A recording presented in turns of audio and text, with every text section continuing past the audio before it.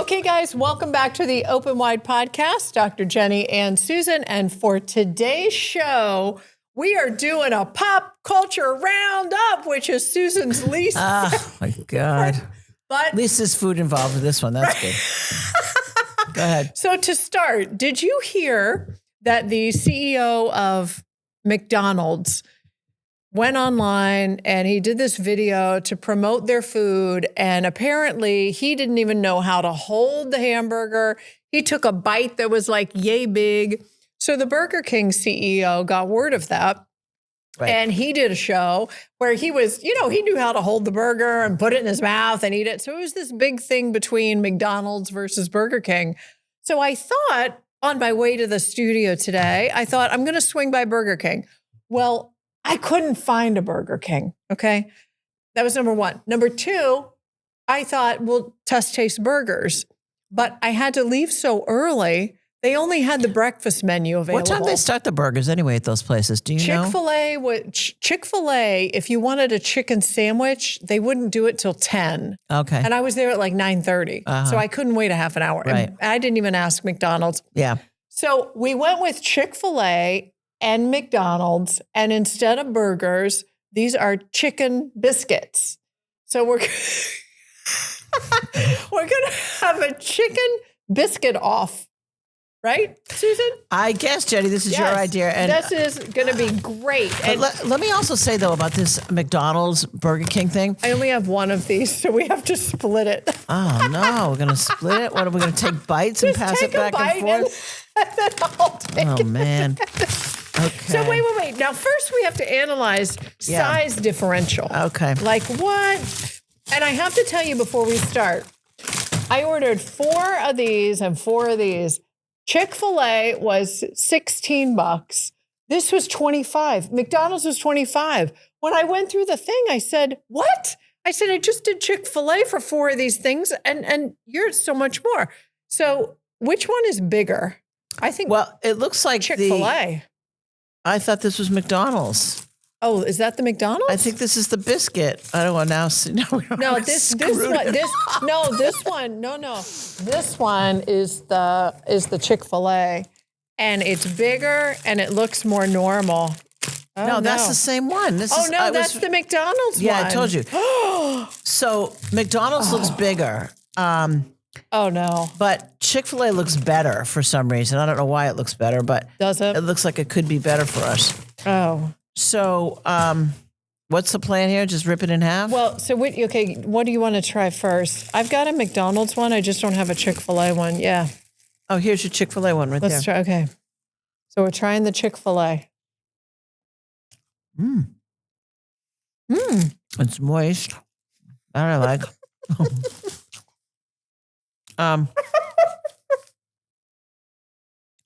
I'm not really a biscuit girl because I think they're too dry. But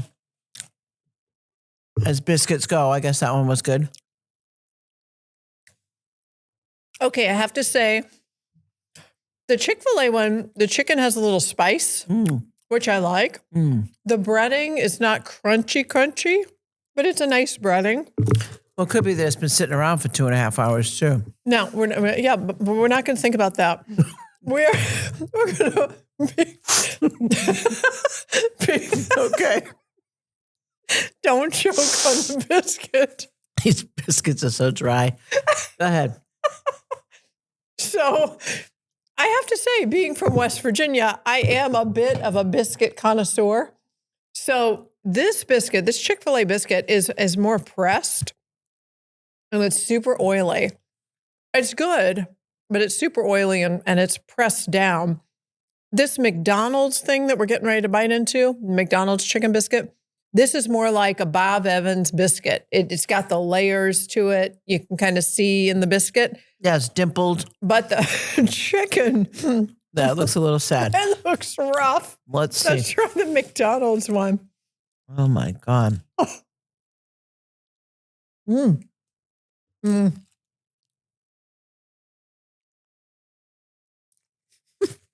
Oh, my God. Well, how many times can Susan say, oh, my God?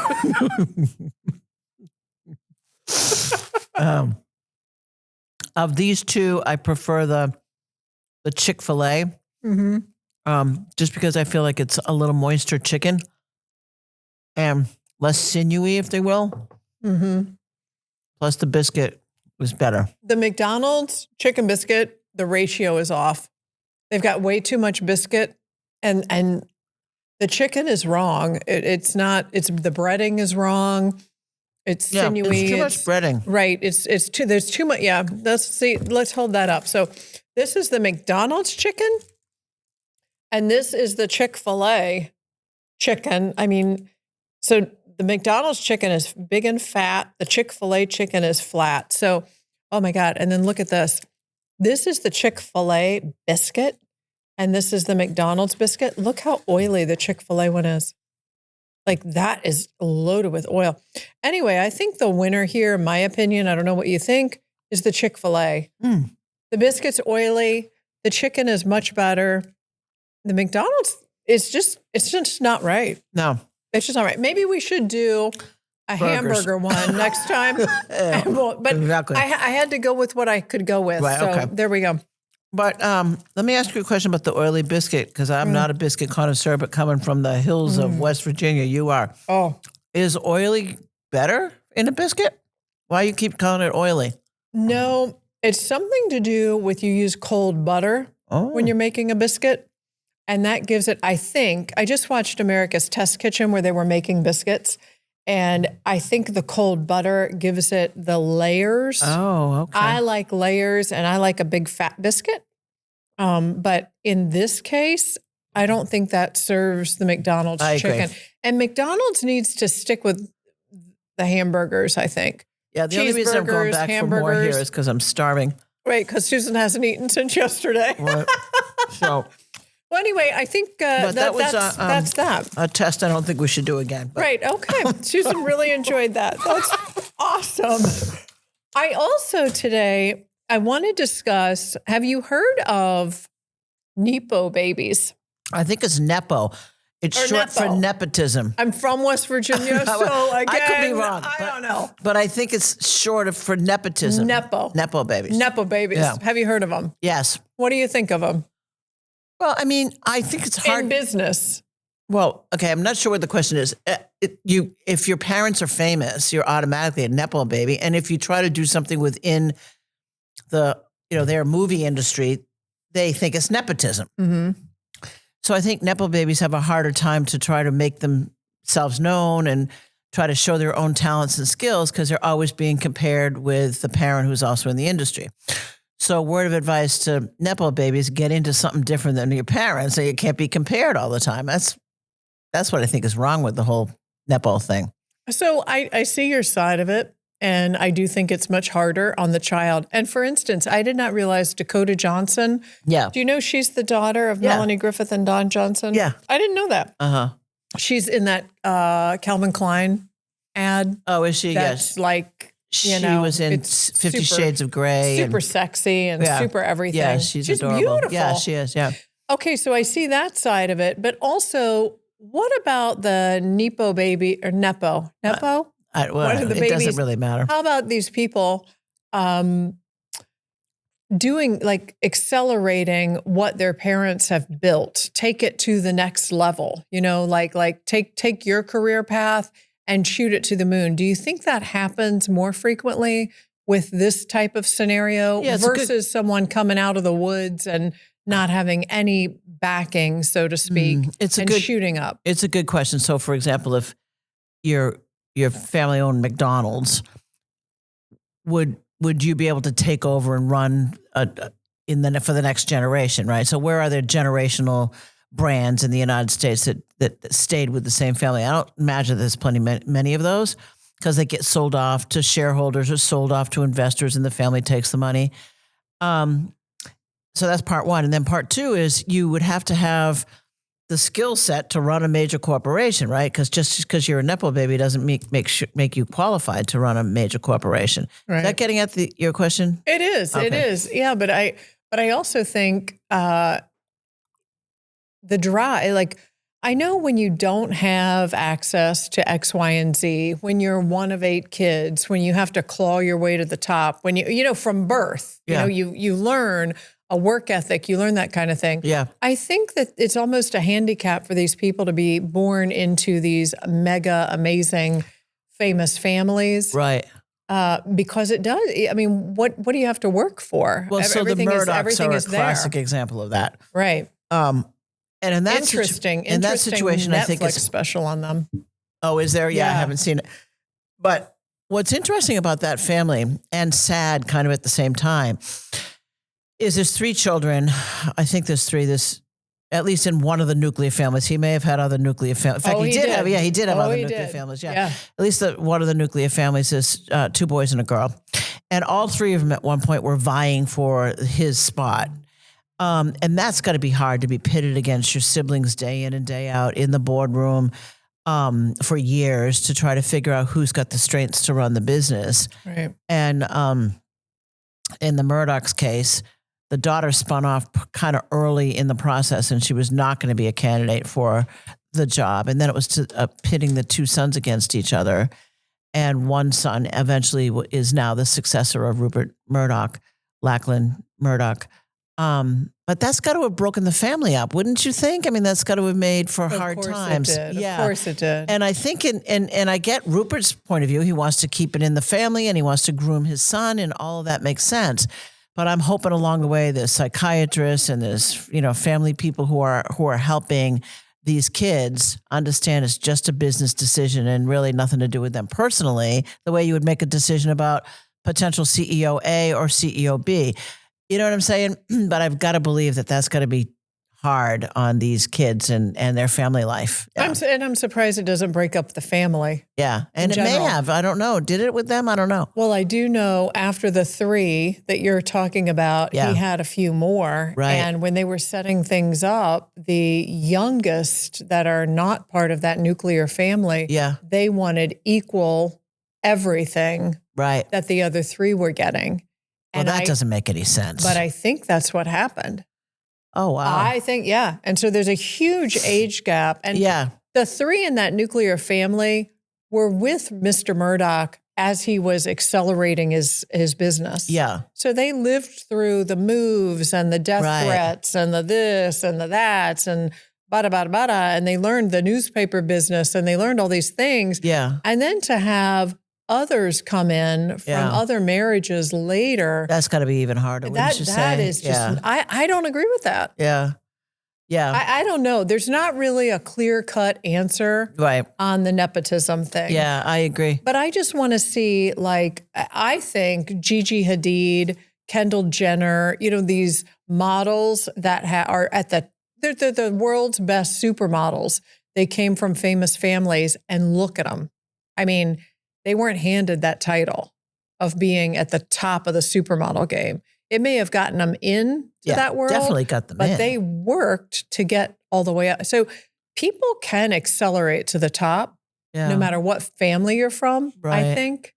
But anyway, I find that interesting. I also didn't remember that Jamie Lee Curtis, she's a Nepo baby. Yeah, her mother was in The Birds. What was her mother's name? Janet Leigh. Janet Leigh, right, yeah. And Tony Curtis. Yeah, that's right. Yeah. She is in, by the way, the Nicole Kidman movie, Scarpetta, or the series Scarpetta now. I haven't seen it. On Amazon Prime. Oh, okay. She's amazing. She's always been amazing. I love her. I don't know how old she is, but I love Jamie Lee Curtis. Either, but she's got to be in her 60s. So talented. Wouldn't you say? Yeah. She's still got it. Yeah. She talks very openly about her sobriety, which has been helpful to a lot of people, both in the industry and outside of the industry. I didn't know that. Yeah. She's very, very open about it. Yeah. Interesting. Yeah. Wow, I'm glad I'm not famous. Yeah, me too. Whew, so much pressure. Yeah.